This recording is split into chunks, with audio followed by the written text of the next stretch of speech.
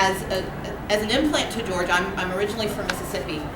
There's a courage that it takes to make changes to your life.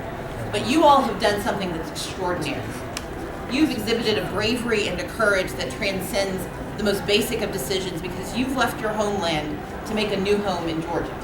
You've left your hometown to make a new life in America.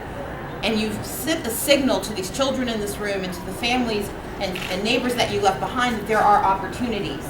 That more than anything, the bravery that you have is a bravery to embrace freedom.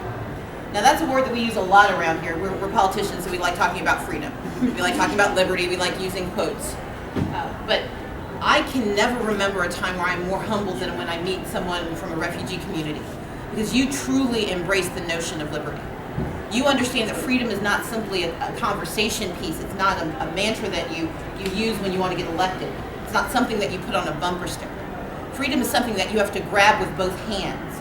It's something that you have to fight for, and it's something that never, ever becomes permanent. When you came to the United States, when you came to Georgia, you had an opportunity to slip into the shadows. You had an opportunity to not become a part of that 13% that has become part of the employment fabric of the state, the 39% that's become part of the home ownership fabric of the state.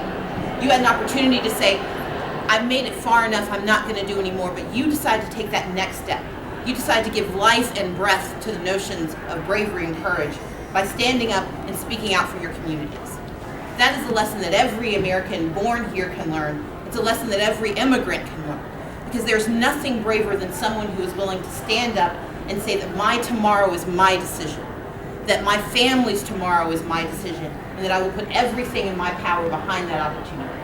And so I come here today on behalf of the Georgia General Assembly, on behalf of the state of Georgia, to say thank you to each and every one of you for what you have done and for what you will continue to do to lift up our state and to lift up our nation. So please give yourselves a round of applause.